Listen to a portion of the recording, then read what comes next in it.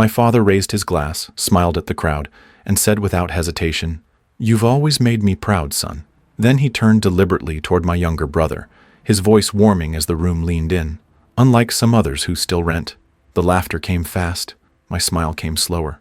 "My name's Daniel Cole. I'm 38 years old. Still rent a one-bedroom apartment on the second floor of a walk-up in West Seattle. My car's a decade old, and the only suit I own I bought during a clearance sale at Macy's 4 years ago. It doesn't matter, because today I bought something else. We were at Briar Ridge Estate, 50 acres of perfectly manicured gardens, marble columns, and an oak-lined driveway so long you couldn't see the gate from the house. My younger brother, Tyler, was getting married. The venue was his fiancée's dream, and Dad made sure it happened. Nothing but the best for the golden boy, he'd said at a family dinner last spring, loud enough for me to hear it, loud enough that I didn't need to say anything back. Tyler stood at the altar like a politician, handsome, tanned, tailored within an inch of his life. His smile was perfect, white, and broadcast ready. He wore a custom three-piece navy suit with cufflinks that sparkled when he raised his champagne. I remember because they caught the sunlight just as Dad started speaking. The reception was already in full swing. There were maybe 200 guests under that tent, real estate people, dealership owners, a handful of city officials, people who knew Tyler as the ambitious one, and me, if at all, as the quiet older brother who moved away. My chair was 2 tables back from the head next to a server's station. It wasn't by accident. My father had chosen the seating chart. He stepped up to the microphone in his usual way, shoulders square, tie knotted too tight, smiling like he just sealed a deal. He held his champagne high and waited until the tent went quiet. "Ladies and gentlemen," he said, pausing for applause that never quite came, "if I could have a minute of your time, I'd like to toast my youngest son, Tyler Cole, the pride of our family." There was clapping, warm, familiar. I sipped my drink and didn't look away. "He's the kind of man who sees a goal and runs at it. Smart, driven, successful," he said, beaming. "Hell, at 34, he already owns a condo, a BMW, and his own firm. When I was his age, I was still trying to make my first 100,000. But Tyler, he's made us proud every step of the way." More clapping. Glasses clinked. Someone whistled. Then the pause came. You know the kind. The intentional kind. The kind that says what comes next was planned. My father shifted his weight and looked in my direction, not directly at me, but close enough. "Unlike some others who still rent." Laughter. From every corner of the tent. Quick, sharp, and a little too loud. Even Tyler chuckled, whether at the joke or the discomfort. I'll never know. I didn't flinch, didn't touch my glass. I let the silence inside me stretch so long it swallowed the noise outside. Then I smiled and handed a folded check to the server passing behind me. "Could you give this to Mr. Langley?" I asked quietly. "The estate manager." The server glanced down, eyebrows lifting slightly at the amount. "Of course." I turned back toward the toast. Dad had moved on to a story about Tyler's high school baseball days, something about a championship game and a scraped knee. The crowd loved it, but I wasn't listening. Across the tent, Mr. Langley appeared. Tall man, white hair, perfectly pressed gray vest, and the kind of face that had hosted 1,000 weddings without blinking. He read the check, nodded once, and walked calmly up to the microphone stand. Dad didn't see him until he was standing beside him. Langley didn't interrupt, just waited. Dad turned, confused at first. His smile faltered. "Mr. Cole," Langley said, voice even, professional. "Apologies for the interruption." Dad blinked. "Yes?" Langley lifted the check slightly. "Before we proceed further with the evening, I believe it's important the family is aware. This estate has changed ownership." A ripple passed through the crowd. Langley looked down at the slip of paper in his hand. "The new deed holder is Mr. Daniel Cole." My name landed like a dropped glass. Dead silence. Dad turned slowly. His face didn't change much, just enough to register the disbelief. Tyler's mouth was slightly open. His bride turned her head in my direction, expression unreadable. I didn't stand. I didn't raise my hand. I didn't even look up. I just lifted my champagne glass and nodded once. Langley cleared his throat. "To avoid confusion, I'll clarify. Mr. Cole Daniel purchased the estate through a private trust 3 months ago. I've been retained to manage it on his behalf. We allowed this event to continue as scheduled per the original rental agreement, but as of this morning, full ownership has transferred. This land, this house is his." Another silence. Then whispers. I stood, straightened my tie, buttoned my jacket, and walked out of the tent without a word. Outside, the breeze was clean. The sun was beginning to dip, throwing gold light over the hedges and the marble walkway. I took the long path around the garden, away from the valet, away from the guests, away from him, back toward the house. I didn't need to stay for dinner. I already knew how it ended. Growing up, Tyler got trophies. I got chores. He got cheered from the bleachers. I got a, "Why aren't you more like him?" across the dinner table. No one said it directly. They didn't have to. There's a photo my father keeps on his office wall. It's framed in walnut, hung perfectly level behind his desk. Tyler, age 10, holding a Little League trophy with both hands, dirt on his uniform, smiling like a kid who thought he'd just conquered the world. My father's crouched beside him, one hand on his shoulder, grinning into the camera like Tyler had just won him a legacy. I'm not in that photo. I was there, though. I remember I had run the scoreboard that day because Tyler's team needed a volunteer. I was 12. No one asked me to pose. No one even thanked me. That's how it always was. We grew up in the suburbs outside Tacoma. Dad owned 3 auto dealerships by the time we hit high school. Tyler was the baby, charming, funny, golden-haired, and athletic. I was the quiet one. That was their word for me. Not shy, not serious, just quiet. A label they could slap on me to excuse forgetting I was in the room. Tyler got the new bike. I got the one from the garage that still worked fine. Tyler got driving lessons while I was told to figure it out. When Tyler wrecked Mom's Camry freshman year of college, Dad paid the deductible and blamed the car's turning radius. When I got a B- in calculus, he looked over his newspaper and muttered, "Disappointing." The worst part, he never yelled, never hit. My father's cruelty wasn't loud, it was exact. He wielded silence like a blade. When our mother was still alive, she tried to balance it. She made 2 versions of Christmas stockings equal sizes, same gift card amounts, carefully planned. When we opened them, Dad would still say, "Look at that, Ty. Even Santa knows you've been good this year." She'd shoot him a look, he'd wink. I'd smile so she wouldn't feel worse. After she passed cancer, sudden and aggressive things shifted hard. Dad withdrew for about 3 months. Then he surfaced, angrier, cleaner, and more focused. On Tyler. He started bringing Tyler into business meetings at 19. The boy's a natural negotiator, he'd brag to partners. He understands people. I was already in college, paying tuition with scholarships and part-time tutoring. I applied for an internship at one of Dad's dealerships. The HR rep emailed back 2 days later. "Mr. Cole prefers not to mix family with internal positions." Tyler started showing up in company social media posts that same week. "Meet our future generation," one caption read, under a picture of him shaking hands with a Lexus rep. I didn't say anything. I never did. It became a habit. When I was 24, I brought a woman home to meet the family. Her name was Evelyn. We'd met in a coding boot camp, and she laughed like she meant it rare and pure. She had kind eyes. The moment we stepped into Dad's house, he looked her up and down, then asked if she was a project manager or just another dropout. I remember his exact words. That night, she asked me, "Why does your father hate you so much?" I didn't answer. She left a few months later. Said she wanted someone who had a family. I didn't blame her. Tyler, meanwhile, brought girls home and was celebrated. My father pulled out the wine, offered cigars, shook hands with their fathers like a political candidate, kissing babies. The house itself was a temple to Tyler's life. Trophies in glass cases, his college diploma over the mantel, framed dealership brochures with his face on the cover. My presence was reduced to a shared Christmas photo by the fireplace, one where I stood half a step behind, cropped just slightly by the edge of the frame. When I turned 30, I stopped attending birthdays.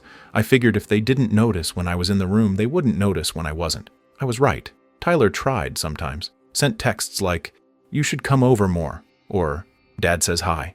But he never pushed back against Dad's behavior, never challenged it. He benefited from it. Why would he? That was the truth I had to swallow again and again. Tyler wasn't cruel. He just didn't care enough not to be. There was one moment, only one, where I thought maybe things could be different. I was 27. Working full-time as a systems consultant, barely scraping by, but building something that felt real. I'd started a small logistics software company in my spare time, coding late into the night after work, eating ramen and day-old burritos, betting everything on a clean, efficient framework for back-end data handling that could scale with distribution. I told Dad over coffee one, he said, stirring his espresso. "So, you're building a calculator?" "No, it's infrastructure tech for delivery-based services, AI routing, scalable, automated invoicing." He waved his hand. "Sounds like a side hustle. You should come work at the dealership. Tyler could use an analyst. You've got a decent brain on you, even if you can't sell." That was the last time I tried to impress him. Over the next 5 years, I turned that side hustle into a company with contracts in 6 states. No ads, no press. I kept my name off the website and filed the LLC through a blind trust. I lived small. Let them think I was failing. And they did. Tyler joked during Thanksgiving 2 years ago that I should try TikTok marketing, like I was some tech dinosaur playing pretend. Dad laughed so hard he coughed into his wine.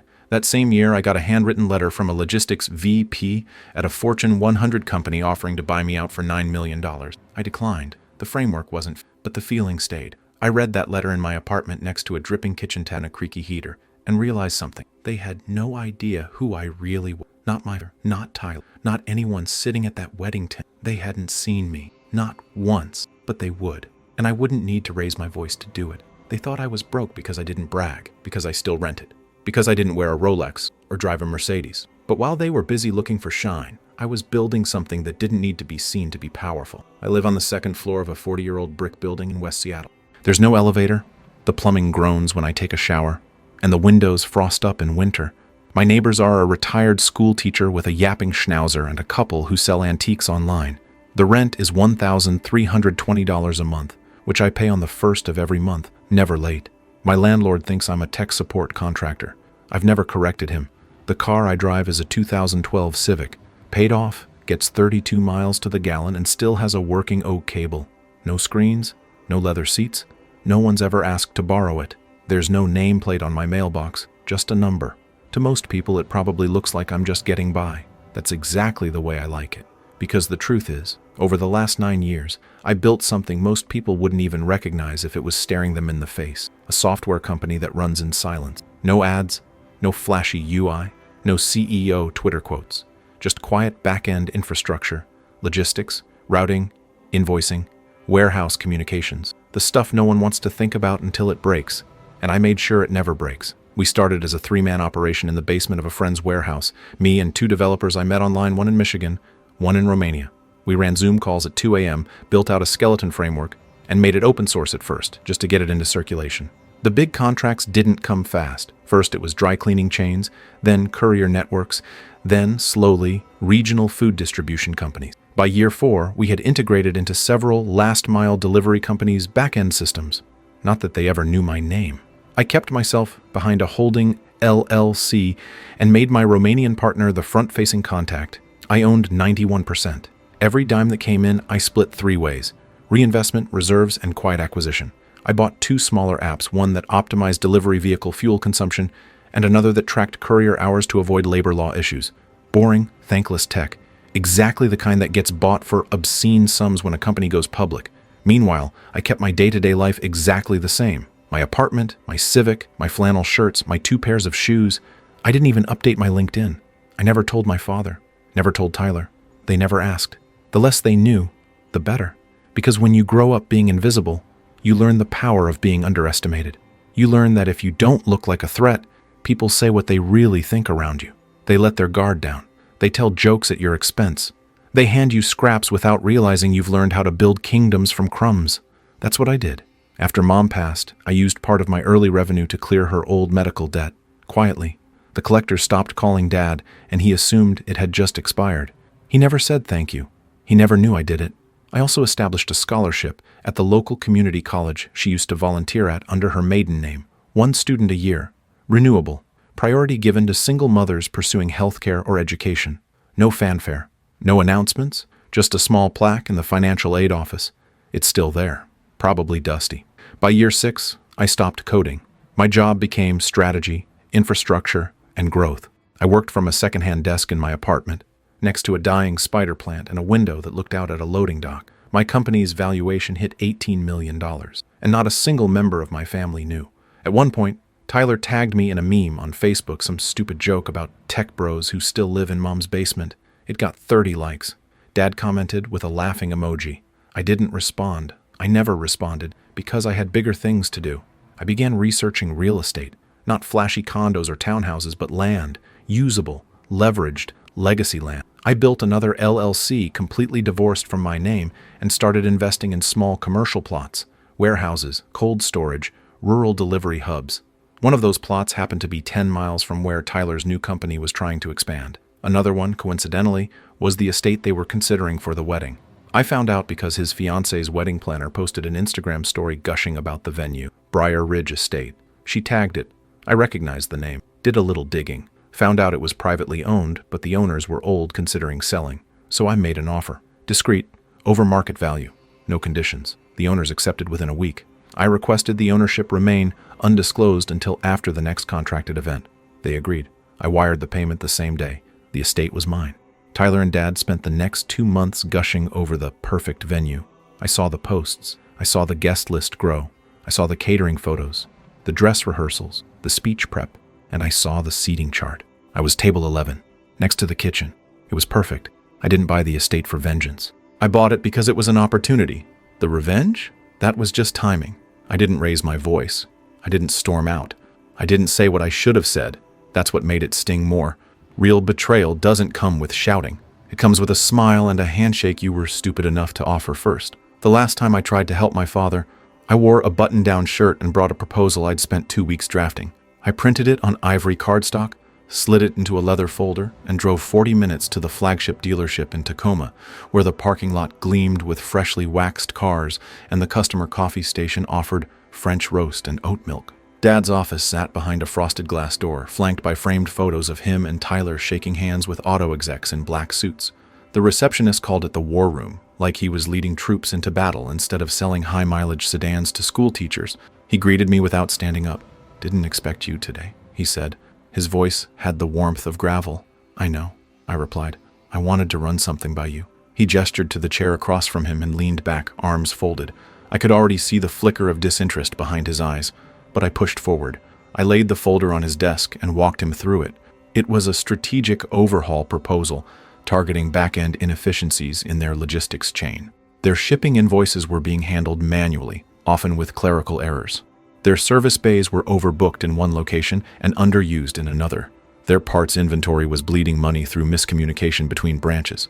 I wasn't pitching a product. I wasn't trying to sell him my company. I was offering help, free of charge. A roadmap tailored to increase their gross margin 8 to 12% over the next year.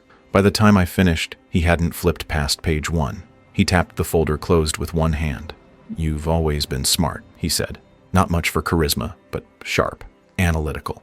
That sounded like a compliment until it didn't. "You know what your problem is, Daniel?" he asked. I didn't answer. "You think business is numbers. Business is people." I held his gaze. People create the numbers. He smiled like I was a child who said something clever, but wrong. "You've been out of the game too long," he said, like I'd just woken from a coma instead of running a multi-million-dollar company. "You sit behind a laptop and forget what real hustle looks like." I didn't argue, not because he was right, but because I knew it wouldn't matter. "You should consider coming in under Tyler," he added casually. "He could use a second set of eyes. He's building something big here." Second set of eyes. Not a partner, not a collaborator. Support staff. I closed the folder gently, slid it back into my bag. "Thanks for your time," I said. He leaned forward, elbows on the desk. "You've got a decent brain on you, Daniel. Don't waste it playing with spreadsheets. Come work with family." I stood. "I am working with family," I said. "Just not this one." His smile didn't break. That was how it always went with him. A calm dismissal, perfectly disguised as fatherly advice. He never threw punches, he just made sure you saw the ones you missed after the fact. Tyler called me a few days later. "Dad told me you came by," he said. "Appreciate the gesture, man, seriously, but we've got it covered." That was his way of saying stay in your lane without sounding like a dick. He always knew how to soften the blade. He rambled for a bit about a new marketing campaign they were launching. Something about digital financing promos and influencer partnerships. He mentioned a meeting with Lexus. He didn't ask how I was. Didn't ask what I'd pitched. When he hung up, I stared at my phone for a long time. That was the moment I decided I would never offer them anything again. Not my ideas. Not my support. Not even my silence. A few months later, I ran into Mr. Langley. He was the estate manager at Briar Ridge. I knew who he was before I shook his hand. He was standing at a farmer's market in Bellevue, checking fresh figs like a man with nowhere urgent to be. I introduced myself with the name on the LLC. He nodded, polite but cautious. We talked for 15 minutes before I brought up the estate. "I understand the property's under consideration for sale," I said. He looked up, measured. "It is. I'm interested," I told him, "but I'll need discretion." "Of course. I don't want my name tied to it until after a certain date." He didn't ask why. The rich always want secrecy, and I knew how to play the part when I needed to. He gave me a figure. I added 15%. We shook hands that day. The papers were signed within a week. The next time Tyler posted on Instagram about the perfect venue for his upcoming wedding, I was already the legal owner. I printed the post, folded it, and slid it into the back of my drawer, not as a trophy, as a reminder. Some men destroy their enemies in courtrooms, some in fistfights. I did it with 2 signatures, a wire transfer, and a smile no one noticed. They thought I was a guest at the wedding. I was the landlord. I didn't need the estate. I didn't want it either, not really. I'd never dreamed of owning a 50-acre property with a marble foyer and peacocks in the garden. I don't care about fountains or antique staircases. But Briar Ridge wasn't about luxury. It was about precision. I wanted one moment, one pin to pull, and I wanted it to explode in silence. It started with the wedding planner's Instagram post. I remember the exact caption: "Venue confirmed. Briar Ridge Estate, where dreams begin." She tagged the estate's page. I clicked, looked through the photos. Then I clicked again into the property records. Owned by a couple in their 70s, the Langstons. No children, no heirs. According to the county records, they'd filed an intent to list it for sale, but hadn't moved forward yet. That meant they were interested, but slow. I didn't wait. I contacted their estate manager, Mr. Langley, using an email account tied to a Delaware-registered holding company, Viridian Grove Trust. My name didn't appear anywhere. The email was brief. Interested in private acquisition of Briar Ridge. Full cash offer. No mortgage. Flexible timeline. Absolute confidentiality required. Please respond for next steps. He replied within 24 hours. We set a meeting at a quiet cafe in Bellevue. I wore a navy sweater, gray jeans, and a windbreaker. Nothing that screamed money, but everything that whispered control. Langley was cautious, professional, old school. I respected him for that. "May I ask," he said after 10 minutes of small talk, "why the insistence on anonymity?" "Because the people getting married at your estate don't know they're renting from me," I said, "and I'd prefer to keep it that way." He didn't flinch. Understood. "I'm offering 35% above appraisal," I said. "No contingencies, no inspections. Your sellers get to walk away clean with whatever legacy narrative they want to tell their friends." Langley nodded. "And if they ask why you're paying so much, tell them it's an emotional purchase." That part was true. The deal moved fast. I had lawyers on retainer review the title. No liens, no easements. I didn't need a mortgage. My liquidity was more than enough, and I had funds in a private brokerage account just waiting for a reason to become interesting. The purchase was structured with absolute opacity. The shell company that acquired the land was owned by another LLC registered in the Cayman Islands. All routing was handled by a private fund manager who's worked with me for years. Nothing illegal, just invisible. I had one condition in writing. The current owners could continue all previously signed event contracts but must not disclose the change in ownership under any circumstances. Langley included a clause that allowed me to break this rule at my discretion. That was the pin. While the estate changed hands behind closed doors, Tyler and his fiancée continued planning their wedding like they owned the world. They posted photos at wine tastings, made save-the-date magnets. Dad forwarded me the digital invite, probably because someone reminded him I existed. My name was spelled wrong. The RSVP asked if I wanted chicken or salmon. I clicked salmon and booked a tux that same day. A week before the wedding, I drove to the estate to walk the rounds. Langley met me at the gate. "No one suspects anything," he said. "They've been treating me like a concierge." Perfect. We walked through the back garden. The stone path was lined with trimmed hedges and lanterns. There were signs with Tyler and Emily's initials hanging from wrought iron hooks.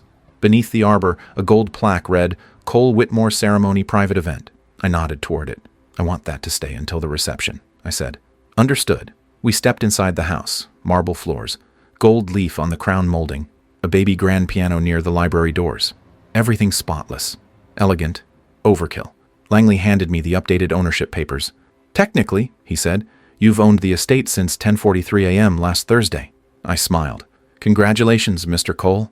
"Thank you." I walked up the stairs, looked out over the balcony, and imagined the reception unfolding below. Dad giving his speech, Tyler grinning in that too-perfect suit, guests drinking white wine they couldn't pronounce. All of them believing they were in control of something. And then the moment, the server, the check. Langley approaching the mic, his calm, clipped announcement. "Actually, sir, this entire estate belongs to him." I didn't rehearse my expression. I didn't plan to speak. This wasn't about making a scene.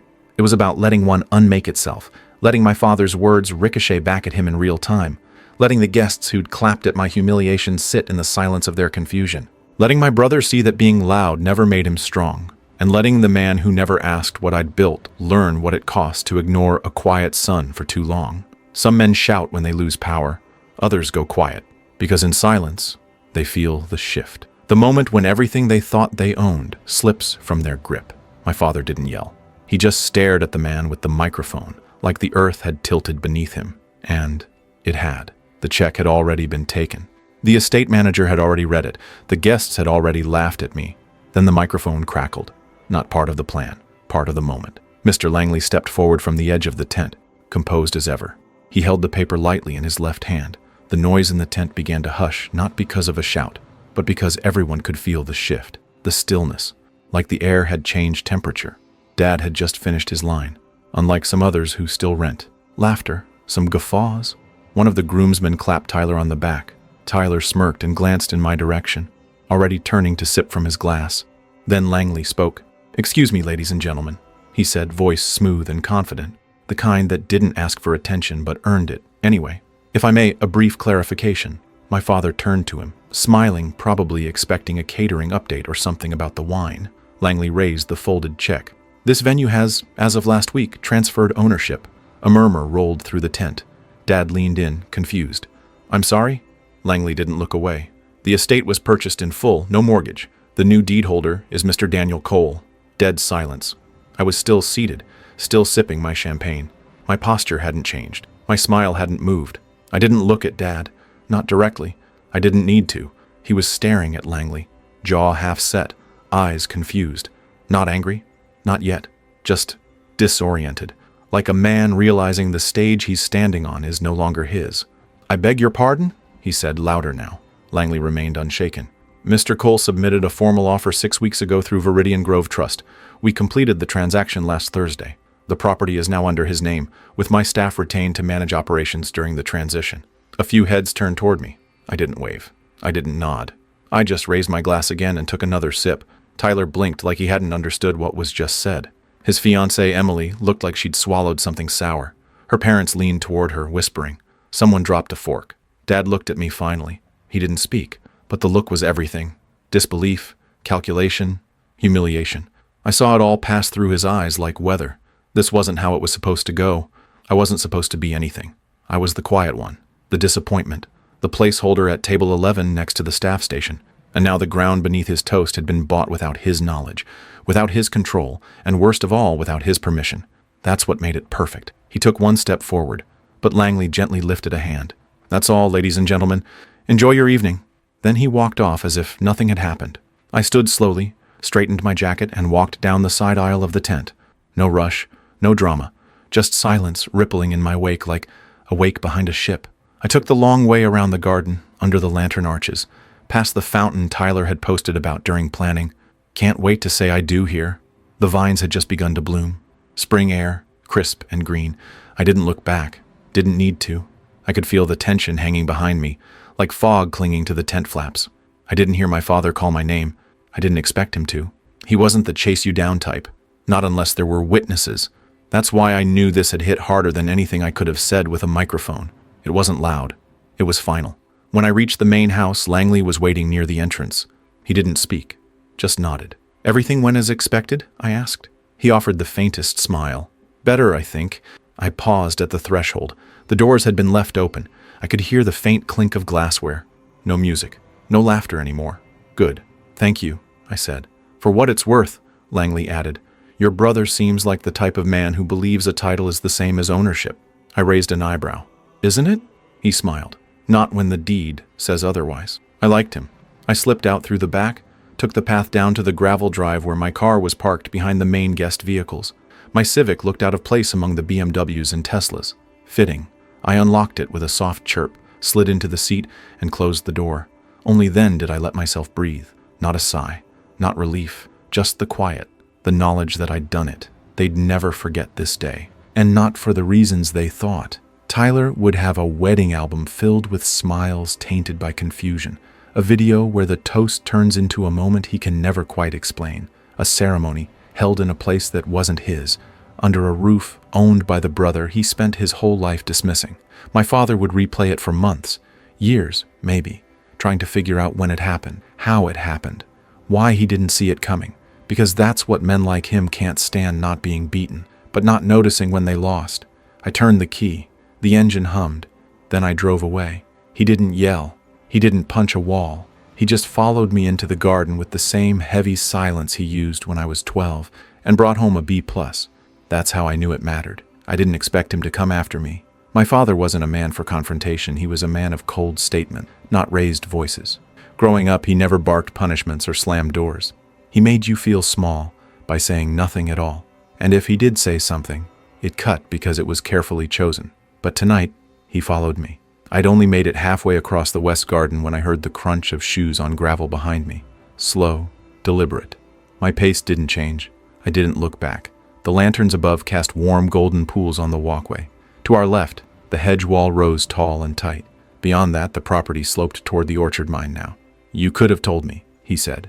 I stopped, turned halfway. He was 20 feet behind, standing stiff in his tuxedo, no drink in hand now.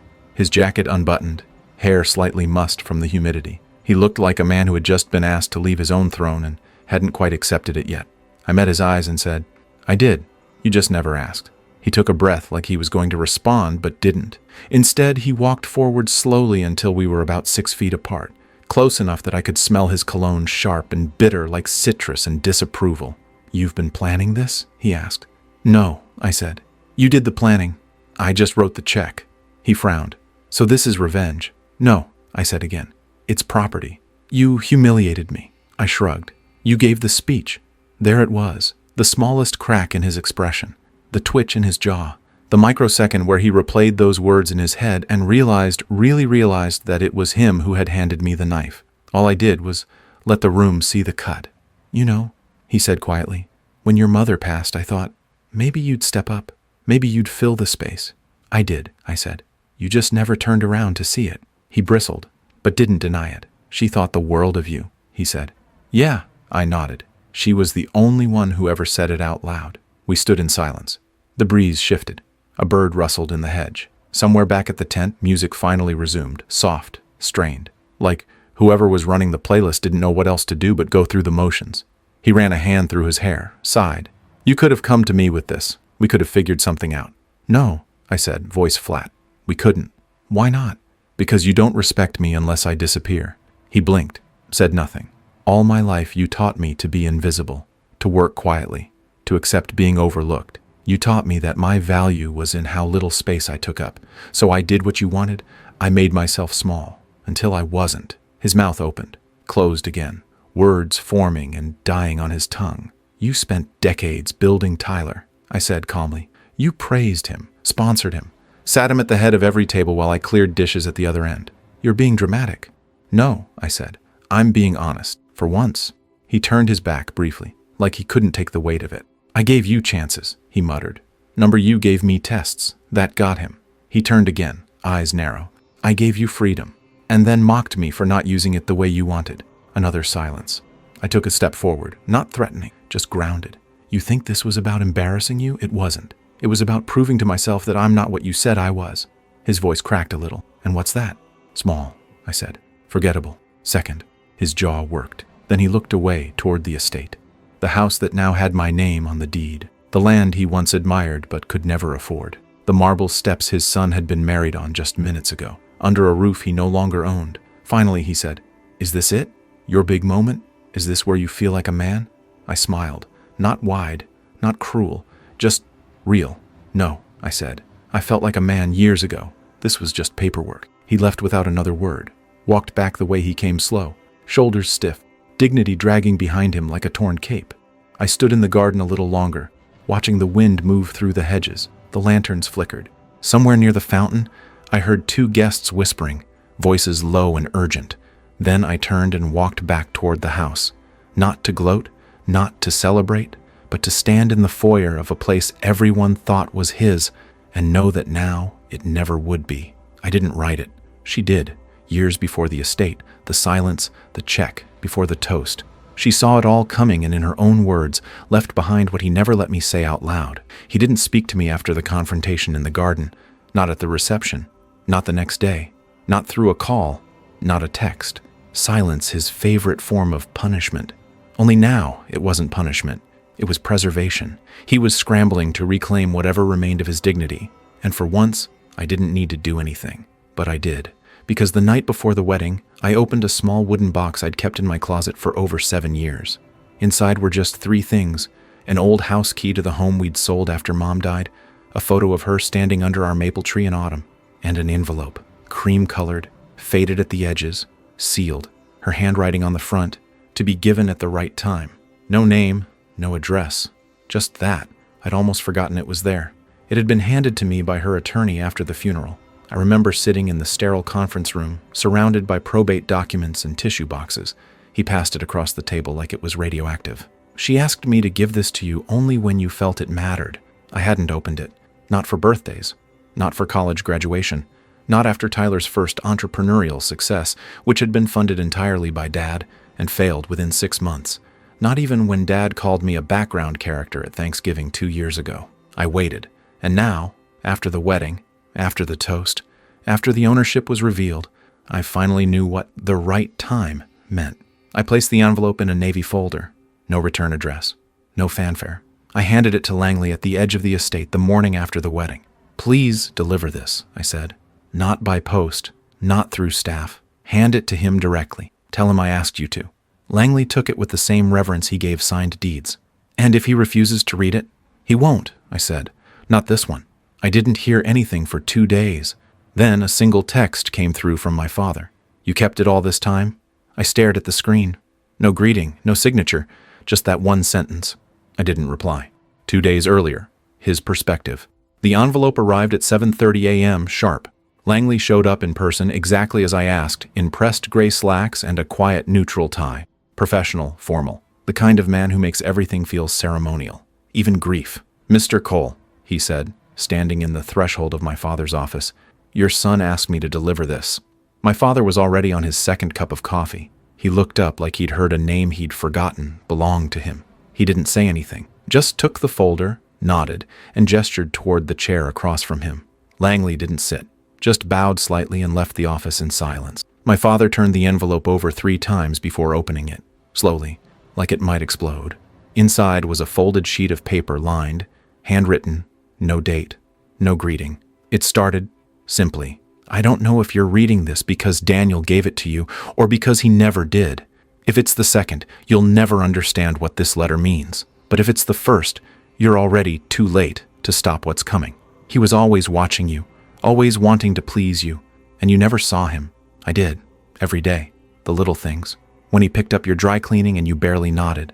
When he stayed behind at Tyler's game to sweep the bleachers. When he fixed the sink without being asked, and you told him to stay in his lane. You didn't raise a son. You taught him to disappear. You always preferred Tyler. That much was obvious. And I never blamed you for loving your youngest. But I always blamed you for belittling the first. One day Daniel is going to show you exactly how much you missed. And when that day comes, I hope you remember this letter. I hope you remember that I told you. Because I won't be there to explain it when the house shakes and you're still looking for the cracks in the foundation. The cracks were never in the house. They were in you. He won't yell. He won't fight. He'll just move forward and he won't ask you to come with him. But you'll feel the distance. And you'll know it was your fault. I never saw my father cry. Not at the funeral, not at the hospital, not when we sold the house. But Langley told me later quietly that when he left the office, my father sat staring at the letter for a full 10 minutes. Then he folded it, put it back in the envelope, and whispered one word. "Damn." I didn't need to follow up. Didn't ask what he thought. Didn't tell Tyler. Didn't frame the letter or make it a story. Because it wasn't for anyone else. It was for him. And in her words, he finally heard mine. He built his empire on a handshake and a spotlight. But he never looked under the foundation. He never noticed the silent support beams. Until I took mine away. The golden sun always thought he stood tall. Until gravity found him. 3 weeks after the wedding, the first cracks appeared. I didn't check the headlines. I didn't gloat. I didn't even call anyone. I just saw the ripple in the market and knew exactly where it started. Tyler had just launched his newest venture, a hybrid car subscription platform. It was his next big thing, pitched with hashtags and buzzwords and selfies with dealership CEOs. They called it Rev Fleet. The idea was to bundle car ownership like a gym membership, monthly payments, flexible upgrades, and the illusion of status, the kind of thing that looked good in PowerPoints and failed quietly in spreadsheets. I knew it wouldn't last, not because the idea was bad, but because Tyler never bothered to check what was holding it up. Spoiler, it was me. A few years ago, long before the wedding, Tyler had approached one of my shell companies looking for back-end support. He had no idea it was mine. He found the firm through a Google search, liked the name, and pitched a simple integration deal. Data automation, CRM syncing, invoice batching. We signed a service contract through his CTO, and he thought he was getting a bargain. He was, because I offered him a deal below market rate. I wanted to see how he operated. I wanted to see what his version of innovation really looked like. What I found was predictable. Flashy branding, zero infrastructure, blind trust in software he didn't understand, and a founder with a Wi-Fi password that was literally RevFleet123. So I kept supplying. Quietly, I upgraded his platform's backend during peak surges. I prevented 5 invoice failures. I rerouted 3 payment errors that would have cost him his first investor. And he never noticed. He just posted about hustle. After the wedding, I canceled the contract. No explanation. Just a formal notice of termination. 30 days notice per agreement. No auto-renewal. No buyout clause. Nothing to catch him. Just silence. The kind he was never taught to fear. His team tried to migrate the system in-house. I watched the panic set in from afar. Database errors, sync failures, slow invoice processing, and customers emailing, "Why is my billing doubled this month?" The first partner to pull out was a fleet management firm in Arizona. Then a chain of dealerships in Nevada delayed their rollout. By week 4, his lead investor, a VC firm that specialized in disruption, froze further funding pending a technical audit. Tyler posted a photo of himself at a co-working space that week. He captioned it, "Resilience equals progress, forward through the storm." He didn't tag anyone. I wasn't done. He had no idea that 2 of his top investors were also shareholders in one of my other firms. I didn't say anything. I just had a quiet lunch with one of them. Showed him a report, a single page. It was a performance analysis of RevFleet's backend infrastructure. No insults, no narrative, just cold data, red flags, inefficiencies. One particular column highlighted the impact of my platform's removal, plus 22% processing time, plus 31% error margin, minus 18% client satisfaction. "Can I share this?" he asked. "You didn't get it from me." He smiled. "Of course not." By the following Friday, Tyler's funding round was quietly withdrawn. He called me the next evening, not from his usual number. I answered. He didn't say hello, just jumped right in. "You could have told me," he said, voice tight. "Told you what?" "That you owned the back end. That your company was handling half our traffic." I stayed silent. "Was this some kind of setup?" he pressed. "Some long game to embarrass me?" "No," I said flatly. "The embarrassment came free. The setup was just business." Silence on the line. "Do you know what this is going to do to me?" he asked. "Do you know what it's done already?" I replied. His breath caught. "You're enjoying this?" "No," I said. "I enjoyed the peace and quiet." "What came after?" "That was just gravity." He exhaled like he was trying to hold back yelling, but he wouldn't yell. Not now, because he knew he needed something. "We can fix it," he said finally. "Just send the contract again. We'll adjust. I'll bring you in." "No," I said. "You'll survive without me. That's what you've always said. Time to prove it." "Daniel," I hung up. A week later, RevFleet quietly announced a pause in operations. Tyler deleted 6 social media accounts. Dad didn't call, and I didn't post a thing, because this wasn't about attention. It was about the absence of it, about showing what happens when the invisible pieces finally step out of place. Most people fight over what they're owed. I walked into that meeting not to take, but to give something back. Not for closure, not for peace, just so they'd know. I never needed the table to begin with. I built my own. The invitation came in a thick envelope. Heavy cardstock, gold foil crest. It looked like a wedding invitation, but the words were sharper. Cole Family Estate Planning Review. Location, Dad's law firm downtown. Time, 11 a.m. sharp. No note, no request, just presence assumed, as always. It was the first family meeting I'd been invited to in over a decade. I showed up 5 minutes early.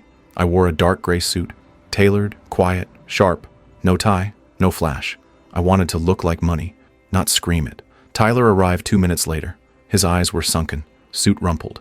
His shoes, brown leather, scuffed at the heel, told me more than he ever would. He nodded at me without speaking. I nodded back. Dad was already seated in the boardroom, flanked by his estate attorney and a family advisor I didn't recognize. He looked older than I remembered, less like the patriarch and more like a man holding onto the final thread of an image. We all took our places. Silence. Then the lawyer began. "The purpose of today's meeting," the attorney said, adjusting his glasses, "is to review updates to the Cole Family Trust, succession plans, and estate distribution in the event of retirement or unforeseen death." Tyler shifted in his seat. Dad remained stone-faced. The lawyer continued. "Prior versions of the trust placed full fiduciary control with Mr. Cole Sr., to be transferred upon his passing to his designated heir." I raised an eyebrow. "And I'm guessing that's not me," I said. The lawyer paused. It was originally assigned to Mr. Tyler Cole. Of course it was, I muttered. But recent events, the lawyer added delicately, have prompted Mr. Cole to reconsider distribution strategy. Tyler turned to Dad, confused. Wait, what? Dad didn't respond. The lawyer pressed on. Given changes in business assets, portfolio diversification, and certain reputational developments, Mr. Cole has decided to restructure the trust. I remained silent, because I wasn't here for an inheritance. I was here to return something. The lawyer began listing assets, real estate, stocks, partnership shares in the dealership network, luxury vehicles.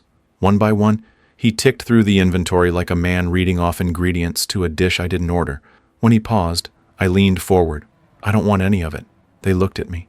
I'm serious, I said. I don't need a piece. I don't want control. I built my own world. Let him keep it. I nodded at Tyler. Tyler's mouth parted, then closed again. Dad narrowed his eyes. You're saying you're walking away from your inheritance? No, I said. I'm declining the illusion that I was ever going to receive one. The lawyer coughed lightly. For the record, Mr. Cole, your father did include a clause. Let me guess, I said, turning to Dad. A share in the legacy business? Contingent on me returning to the fold? Maybe a junior advisory seat under Tyler's visionary leadership? No answer. I leaned back. You once said I didn't understand people, but you never bothered to understand me either. Tyler finally spoke. You're really just walking out? No, I said. I'm walking away.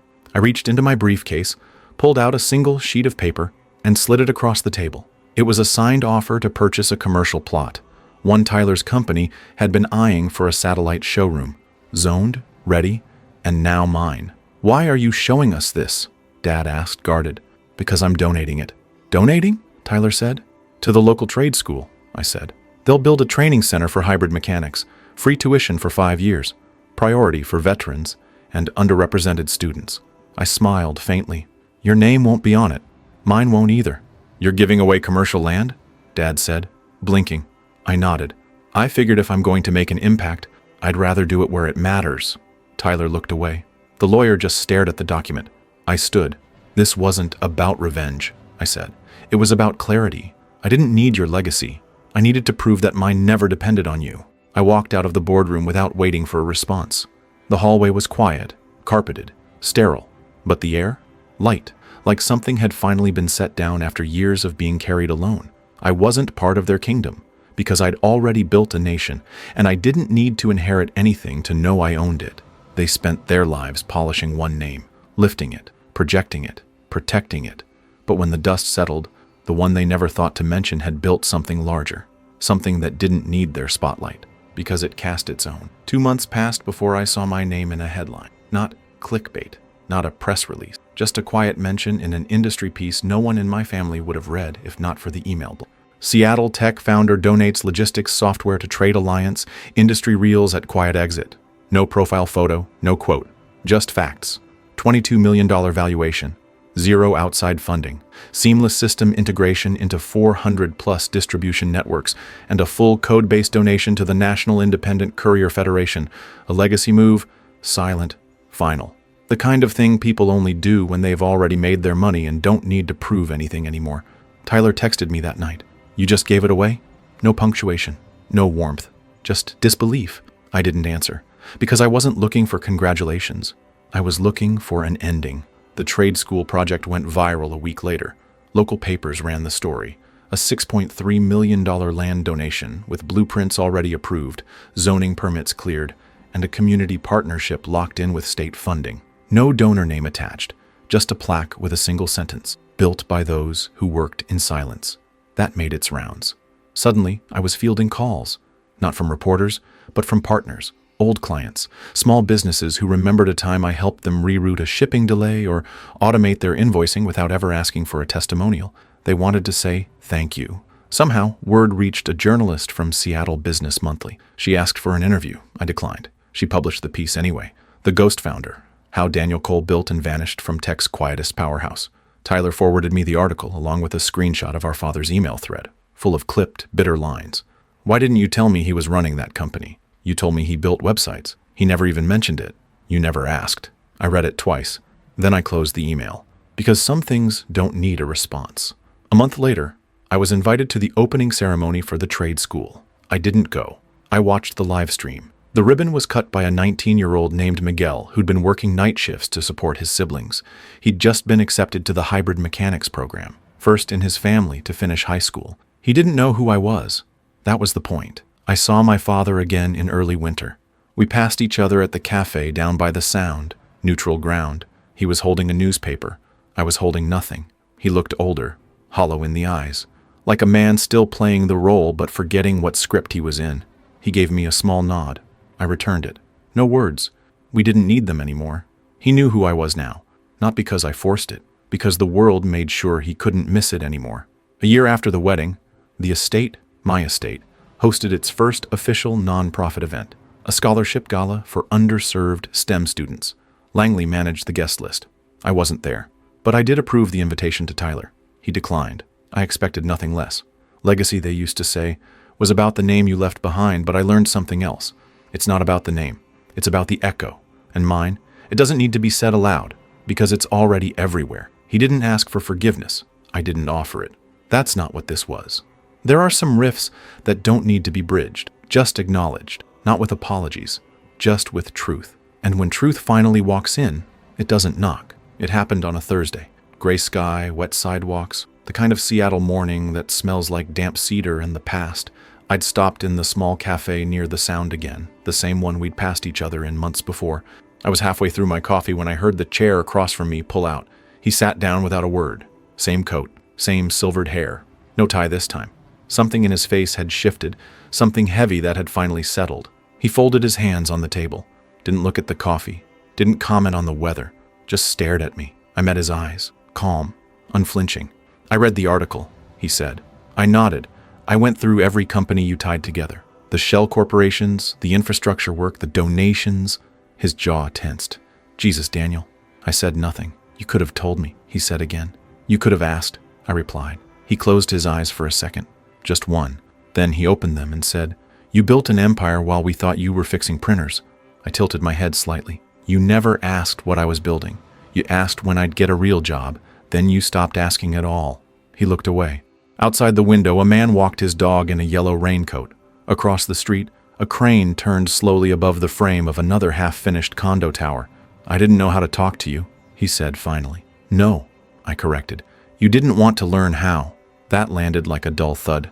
Not an insult, not a barb, just a fact that settled into the air like ash.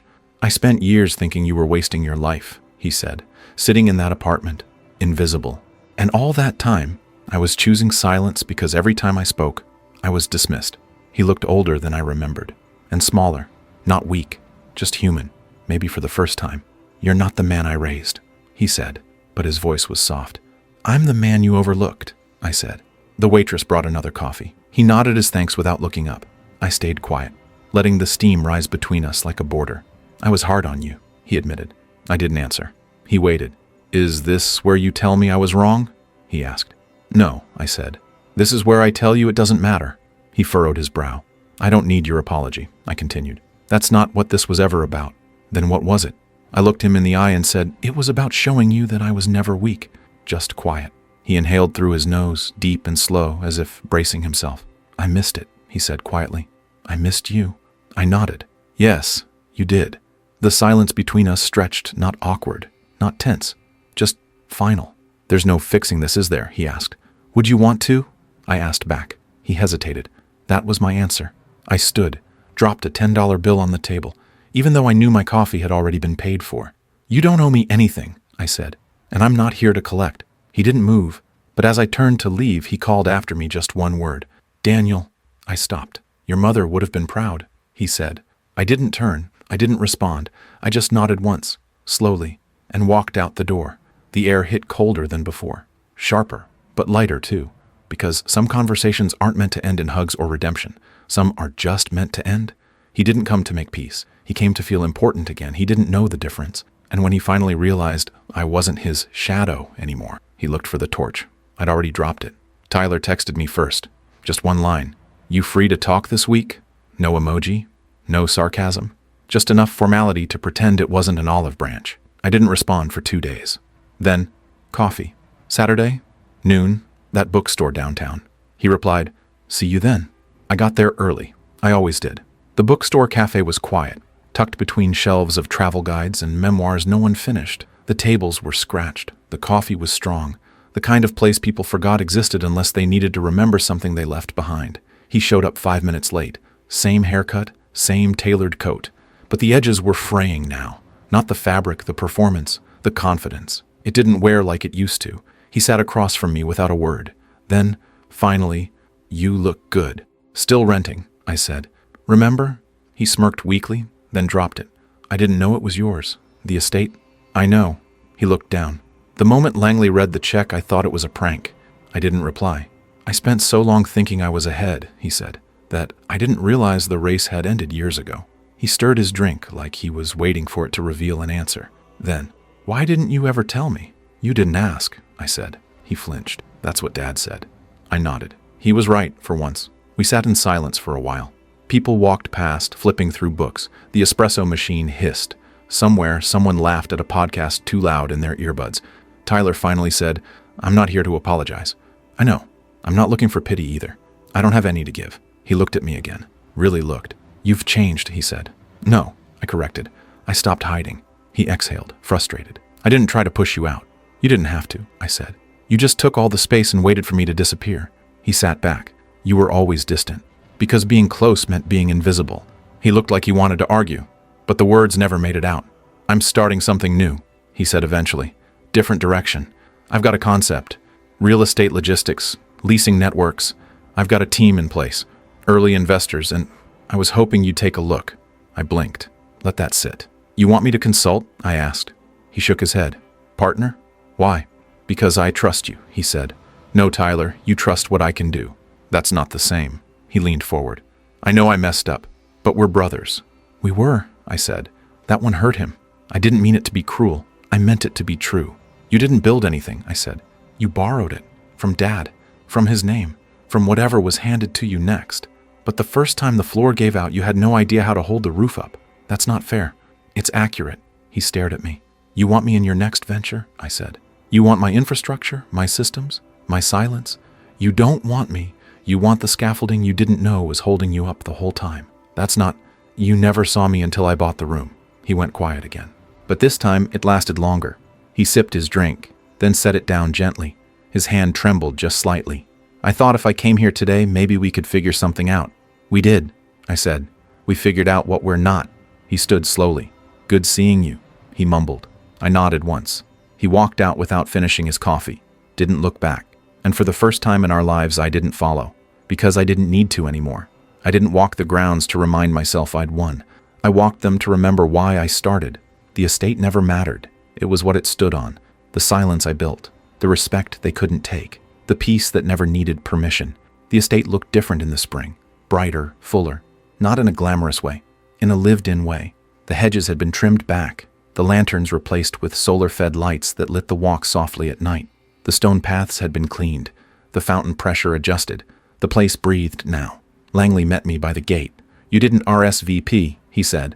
"I didn't need to," I replied. He smiled faintly, stepping aside. The estate was hosting its first official open house fundraiser, an initiative with the Scholarship Foundation. Alumni, students, small business donors, no red carpet, no VIP list, just folding chairs in the garden and name badges printed in bulk. I didn't make an entrance. I walked the side path, where a kid in a STEM Club t-shirt was explaining to an elderly couple how the estate's plumbing was being converted to gray water irrigation. He was animated, excited, not a trace of ego in him. Good. I kept moving, past the arbor where Tyler had gotten married. The gold plaque was gone now. In its place was a wooden sign that simply read, "Quiet work, lasting roots." Someone had added wildflowers beneath it. Purple, probably planted by the grounds crew. Or maybe one of the new interns who came in on weekends to shadow Langley. None of them knew who I was. That was exactly how I wanted it. Inside, the drawing room had been converted into a tech demo space. The students were showcasing automotive diagnostics, 3D printing projects, circuit boards powered by handheld solar cells. There was laughter, pride, the good kind earned. I stood in the doorway for a few minutes, just watching. One of the faculty members glanced at me, confused for a second, probably mistaking me for someone's father. "You can come in," she said warmly. I shook my head. "Just passing through." Out on the terrace, a few local business sponsors were drinking sparkling water. A man from a manufacturing firm recognized my last name from the deed paperwork. "You're that Cole?" he asked. The one who bought the estate? I was, I said. He raised an eyebrow. Were? I nodded toward the garden. It belongs to them now. He looked confused, then impressed. You don't see that much anymore. I didn't need to keep it, I said. I just needed them to know who had it first. I took the long path back to the orchard. The old trees were blooming, early pink petals swaying in the breeze. I remembered walking here after the wedding. The silence, the weight, the wound. It wasn't there anymore. I sat on the same bench where my father and I might have once talked if things had been different, if he'd listened, if I'd spoken sooner. But that moment never came, and I'd made peace with that. You don't need closure from people who never opened the door in the first place. My phone buzzed. A message from Langley. Board approved the scholarship expansion. 2 more schools by next year. I replied with a thumbs up. Simple, clean, done. A group of kids ran through the orchard trail, laughing. One carried a tablet. Another held a half-built robotic arm. They didn't see me. They didn't know my name, but they were standing on land that once represented exclusion. Now it represented opportunity.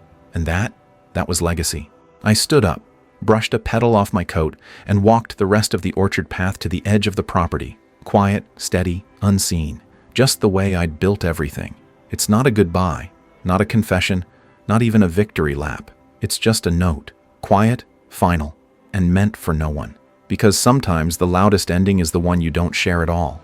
I didn't plan to write anything, but the pen was there, and the desk was quiet. And there are some moments you don't expect to matter until they ask to be remembered. The letter wasn't addressed to anyone, just a page, one sheet, no date, no dear, no signature. I wasn't writing to Tyler, not to Dad, not to the foundation, the estate board, or the people who still whispered about how it all happened. I wrote it for the silence that had built everything beneath me. I wasn't the one they picked. Not the favorite, not the risk taker, not the face they posted in newsletters or on plaques. I didn't ask for that. I didn't need it. What I wanted was space. And when they didn't give it, I made it. Quietly. It started with small things. Fixing what others broke. Learning what no one thought was worth understanding. Watching rooms I wasn't invited into and building ones better without them. They didn't notice me. Until the ground shifted. Until they looked up from their podiums and realized the lights had dimmed. The floor had changed. The room didn't echo their names anymore. That wasn't revenge. That was balance. I paused. Outside, the wind shook the bare branches of a plum tree. Spring was still weeks away, but it was coming. You could feel it in the bones of the place. The bench outside was wet from morning drizzle. I'd sat there once, alone, watching everything I used to want slip out of view and realizing I didn't miss it. I turned back to the letter. You can build something out of silence. You can build an empire from being underestimated. But here's the truth they don't tell you. The win isn't being seen. It's realizing you don't need to be. I folded the note. No name on the front. No instruction. I left it on the windowsill of the small guest house behind the estate, the one that used to house the gardener. Now a resting place for visiting students, fellows, and new hires. One of them would find it someday. Or maybe it'd be swept up, discarded, shredded in some update to records no one really read. I was fine with either. Because it wasn't written to be remembered. It was written so I could forget the weight, the need to prove, the silence I carried, not as a burden, but as a tool. I walked out without a coat. Spring had come early this year. I didn't look back, not at the estate, not at the gate, not at the life they once refused to offer me, because I'd already walked past it, and beyond it, and beneath it all, I'd left roots they'd never see, but feel? Always. That's all for this story. I'll be back with another one. If you haven't already, please consider subscribing to the channel. It motivates me to create more content like this.